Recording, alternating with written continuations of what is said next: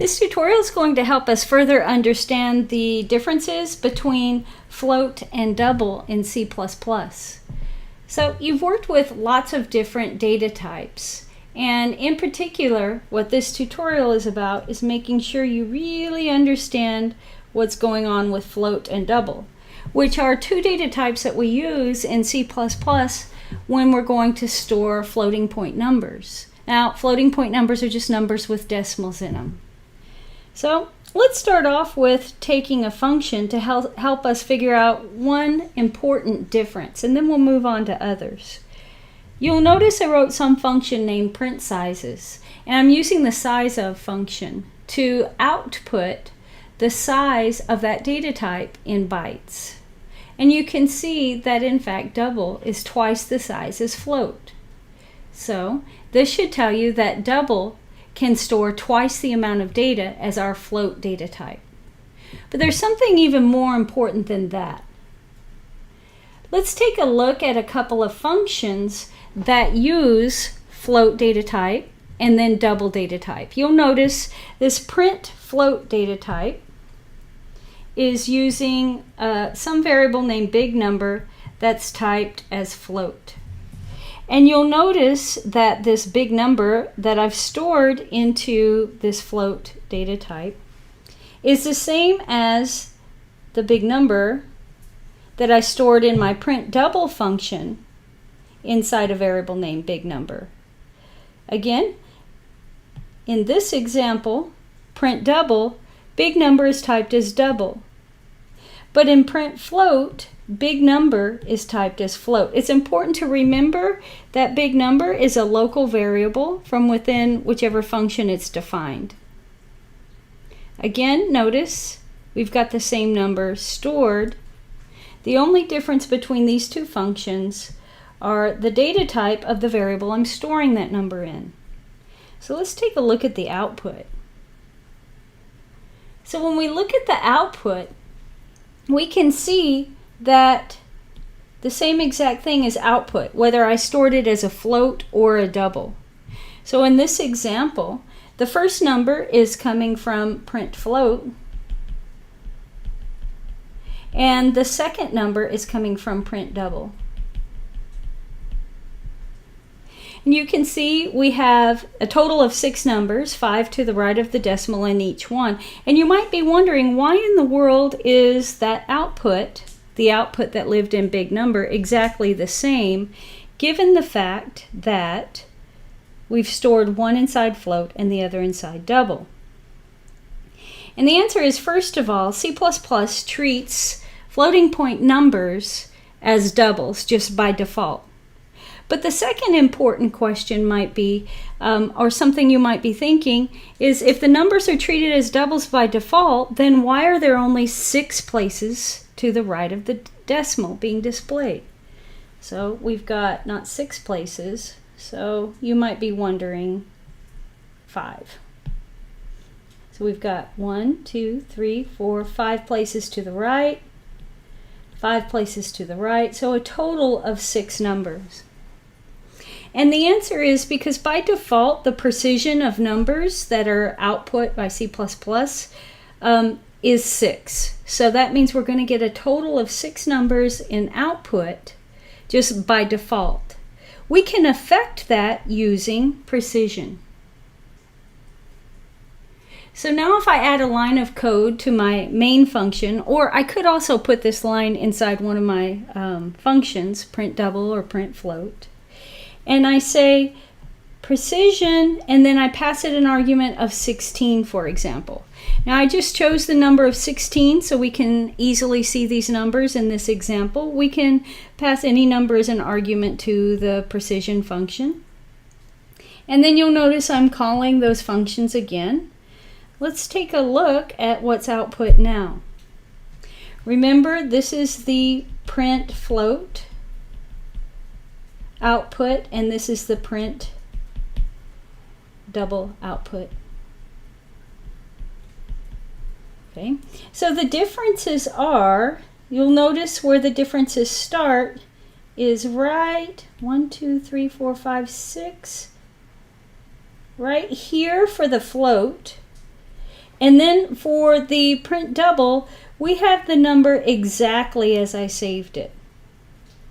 Again, the first set of output is from our print float function, and the second output is from our print double. The print double number looks exactly as I defined it.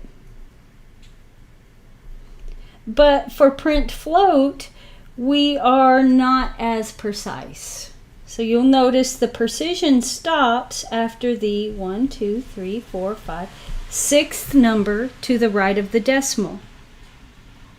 This is because print float, of course, is using the float data type, and print double, of course, is using the double data type.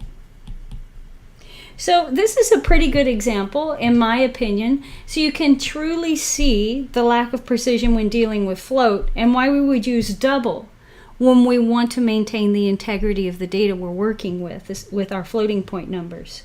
But let's take it a step further, because you might be in situations where you need to compare a floating point number.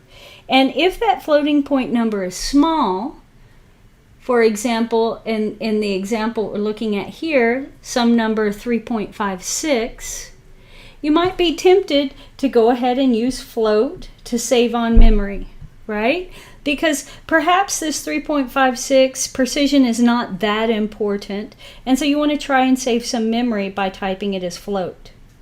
Well, what do you think is going to happen when we have this comparison? If number equals against the constant 3.56. One would assume, just from visually looking at it, that num1 equals 3.56 is what will be printed out. But in fact, that is not what's printed out. You'll notice what ends up being printed out is num1 does not equal 3.56. So let's investigate a little bit further as to why in the world this happens. So remember, our floating point numbers are not precise. And on the back end, these pieces of data are actually stored using binary notation.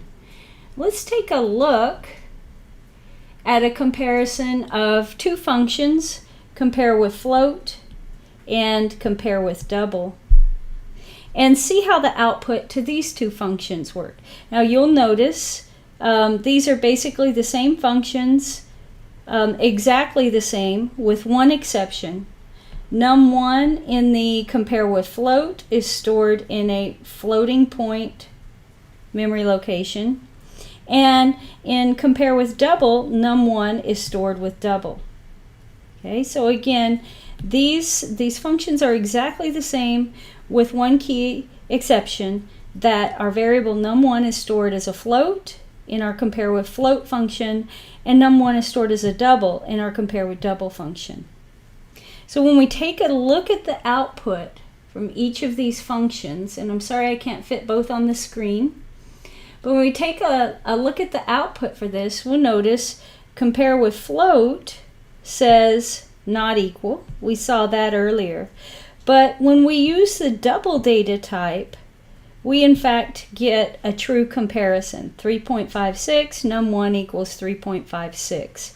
So with these two functions, when we were comparing with float, of course we have a logic error. And when we compared with double, this comparison runs correctly as needed. So this is an example of why it's so important to make sure that if you're working with data where you need to maintain the integrity of the data with floating point numbers, or you're working with comparisons, it's critical to make sure that you work with the double data type. Now, if we want to investigate this a bit further, we can check to see what exactly C++ sees when looking at these numbers by just adding back in our call to precision. And I don't know, just because I was lazy, I'm leaving that 16 in there. We run this program. Again, here you can just see my main function. Of course, I'm still using my compare with float and to compare with double. And you can see now that the part that has changed is I can see the up to 16 points comparison for comparing with float. So in the comparison, what C++ is seeing is really big number compared with 3.56. So it's not seeing 3.56. It's seeing this huge floating point number, which isn't even precise up to the second place from the decimal, right? It rounded over to 5. Whereas when we compare with double, it maintains the same. 3.56 equals 3.56.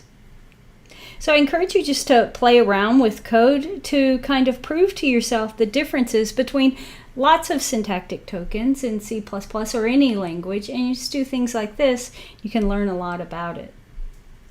Now the code is offered in its entirety in this attachment, and of course output of a final run of the overall program is shown here. So good luck to you. Maybe you can find other ways to compare float and double and learn more about these data types in C++.